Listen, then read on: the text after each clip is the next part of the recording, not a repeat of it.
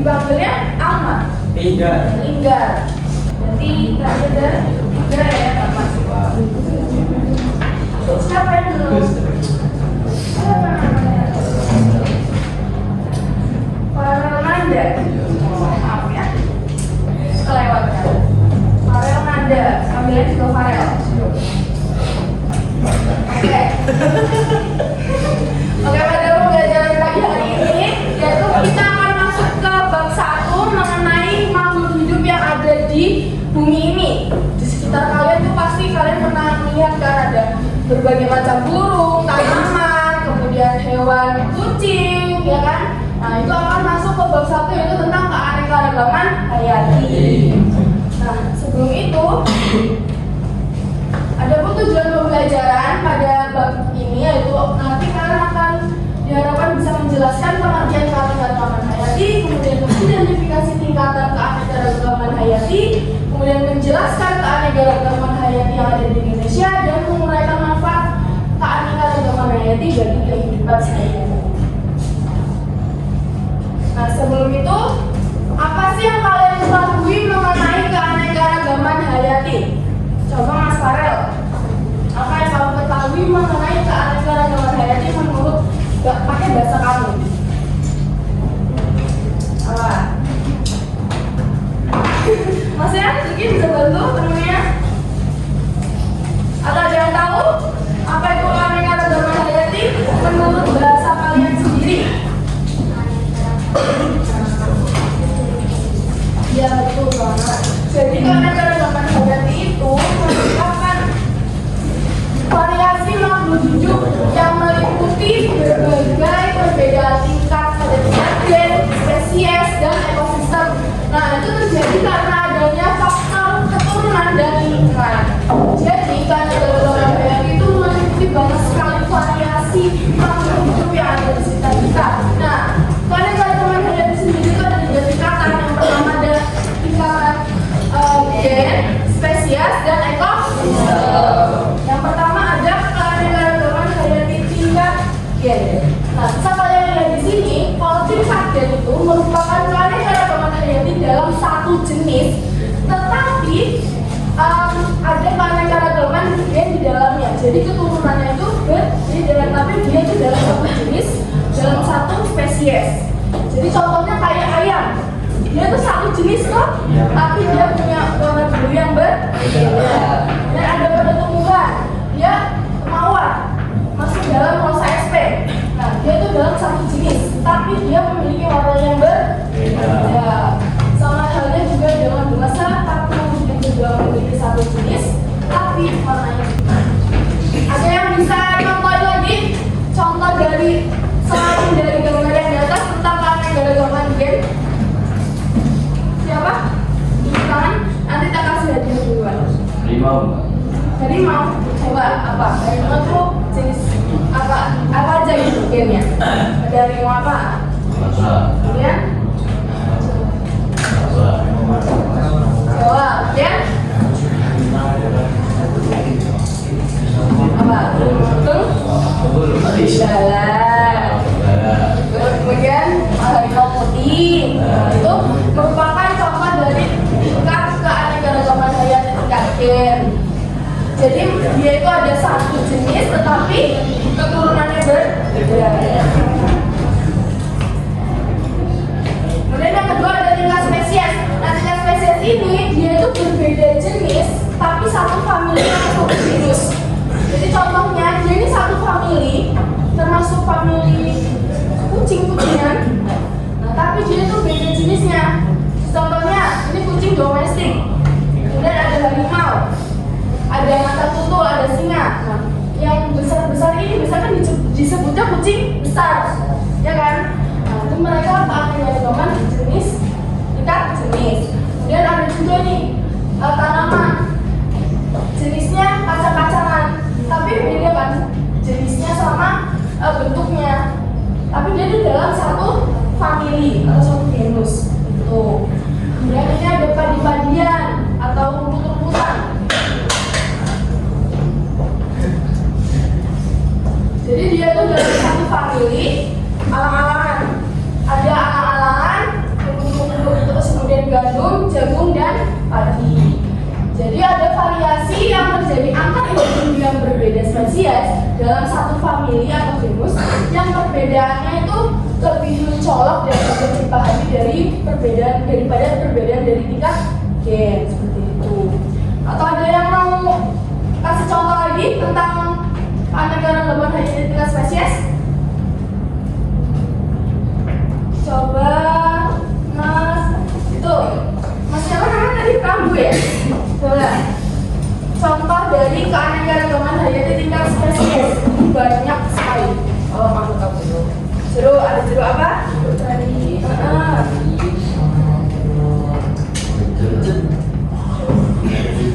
Jeruk. Ya, itu merupakan salah satu tingkat keanekaragaman hayati tingkat spesies. Kemudian ada keanekaragaman hayati tingkat ekosistem. Jadi keanekaragaman hayati ini terbentuk karena adanya variasi interaksi kelompok makhluk hidup dengan lingkungannya. Jadi ini disebabkan oleh perbedaan komponen biotik sama abiotiknya yang berbeda. Contohnya di ekosistem sawah ada apa aja? Vanila. Enek. Tikus.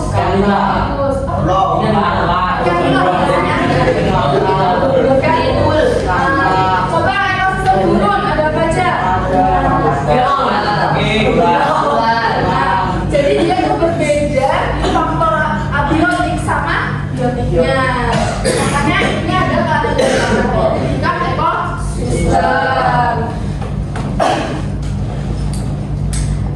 Nah, keanekaragaman hayati di Indonesia itu sangat beragam. Hal itu menyebabkan Indonesia disebut sebagai mega biodiversitas atau yang memiliki tingkat keanekaragaman hayati yang tinggi karena kondisi geografis dan iklim tropisnya. Nah, Indonesia sendiri itu dibagi menjadi 3 wilayah yang dibatasi oleh garis batas dan Weber. Ada Asiatis, Peralihan, dan Australis. Jadi di bagian Asiatis mereka itu hewannya contohnya kayak ada harimau Sumatera, kemudian orang hutan, apalagi gajah Sumatera. Itu masuklah hewan di peralihan Asiatis. Kemudian ada peralihan. Peralihan itu kotanya apa aja? Daerahnya ini apa? Makassar. Ini Kalimantan, Sulawesi.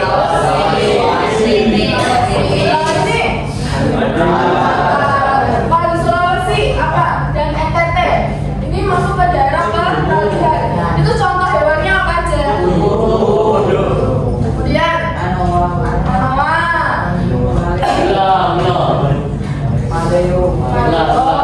kemudian ada Australis.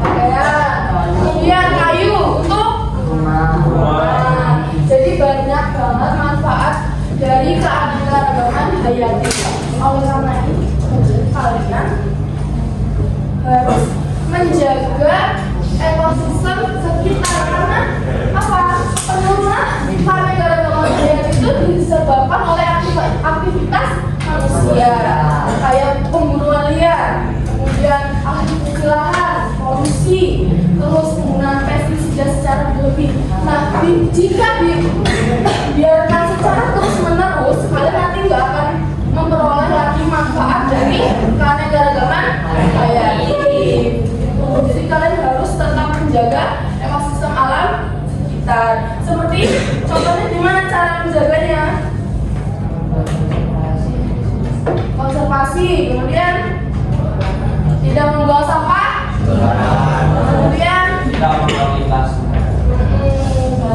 Kemudian ada upaya pelestarian keanekaragaman hayati. Nah, upaya ini dibagi menjadi dua, ada konservasi in situ sama ex situ.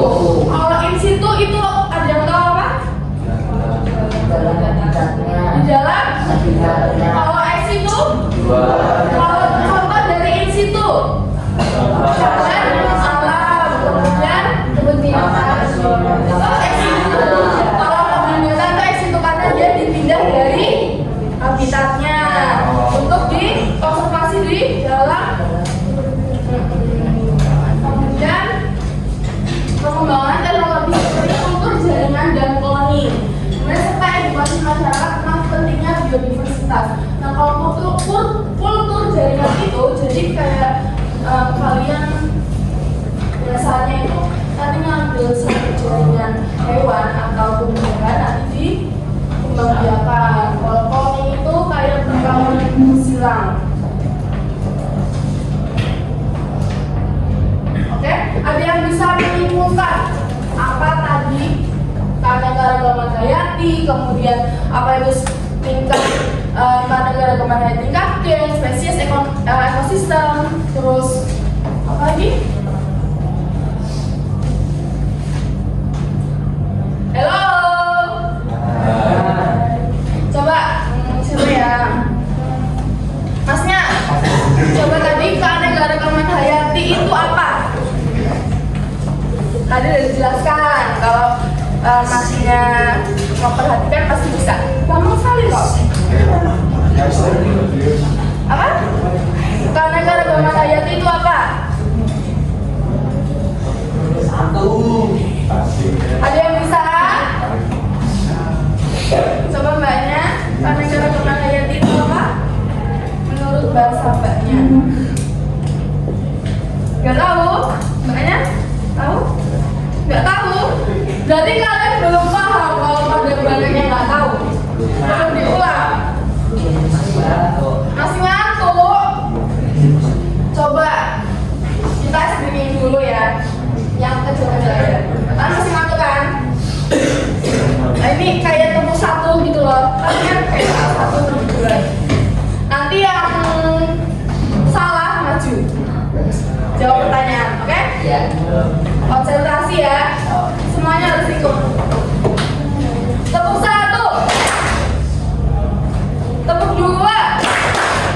Tepuk satu. Tepuk dua. Tepuk. Tepuk satu. Tepuk satu. Tidak tepuk.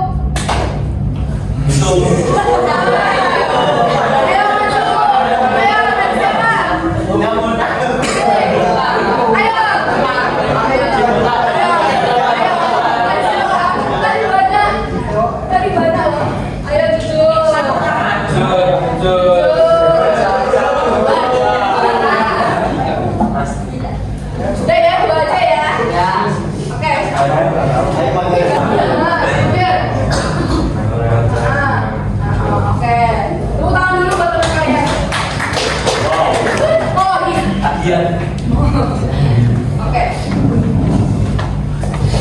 Karena kalian masih ngantuk, kita nonton video singkat ya tentang keanekaragaman hayati.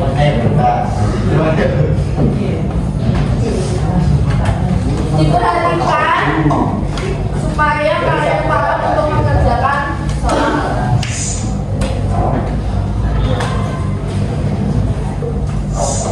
Tiap kali kamu keluar rumah dan melihat lingkungan di sekeliling, ternyata banyak banget ya jenis makhluk hidup di sekitar kita.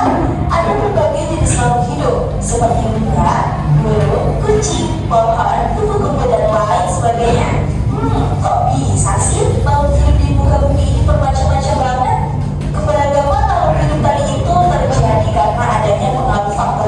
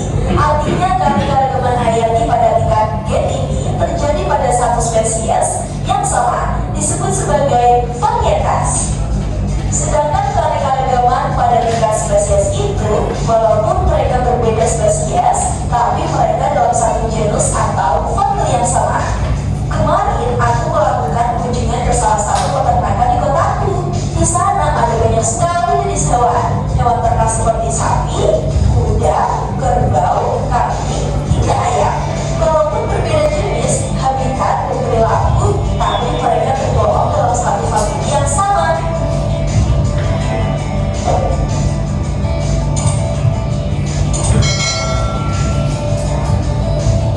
Terakhir, ada keragaman tingkat ekosistem yang terjadi akibat perbedaan letak geografis sehingga mempengaruhi perbedaan iklim seperti curah hujan, intensitas cahaya, temperatur, dan lamanya penyinaran.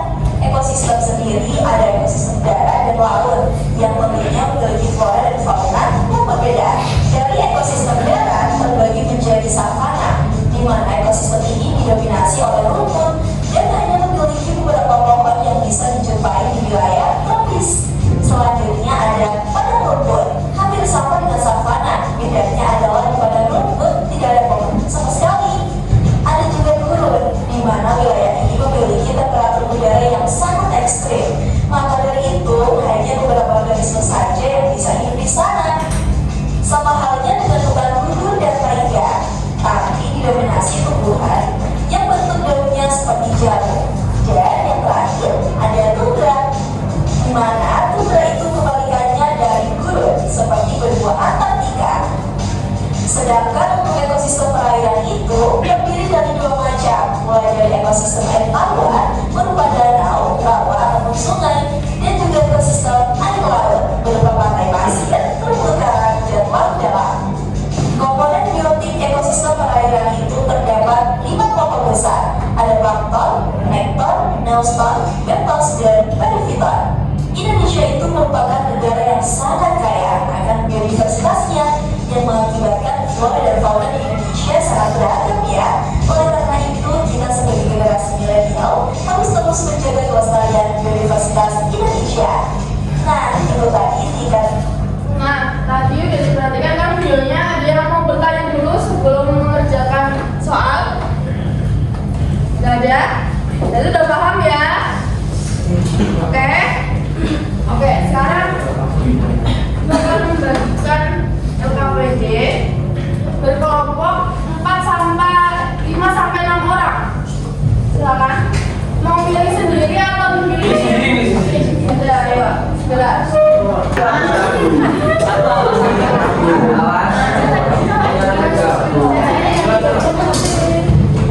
Kita jelaskan dulu ya, bentar.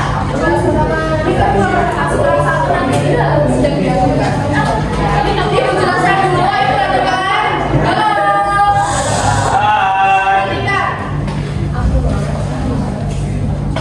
Ini nanti ditulis dari tanggal kemudian nama kelompok. Di aktivitas 1 nanti kalian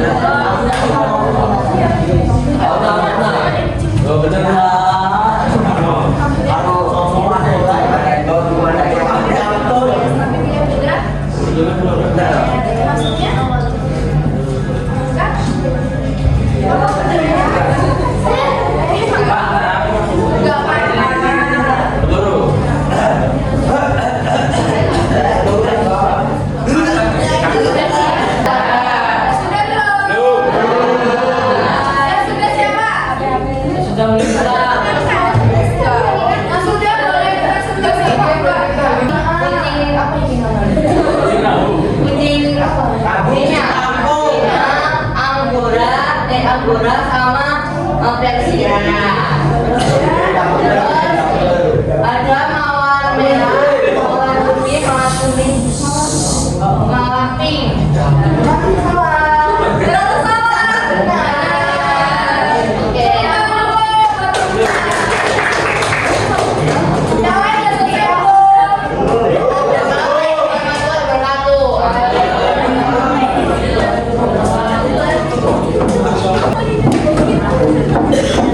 Kita ulang lagi ya. Keanekaragaman hayati tingkat gen dan spesies itu bedanya apa? Kalau gen itu gimana? Dia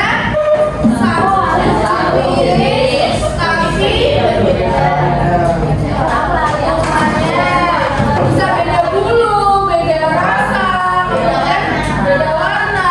Kalau tingkat spesies dia satu famili atau genus tetapi beda. Contohnya sama kucing domestik, mereka satu famili atau satu keluarga, beda jenisnya. Kemudian tadi ada tingkat ekosistem, laut, kemudian burung, pada rumput. Halo, hai. Sudah selesai? Masih datang dong.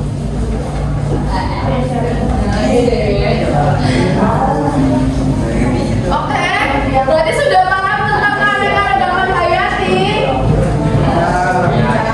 Sudah belum? Sudah. Ada yang mau ditanyakan lagi? Benar, udah paham?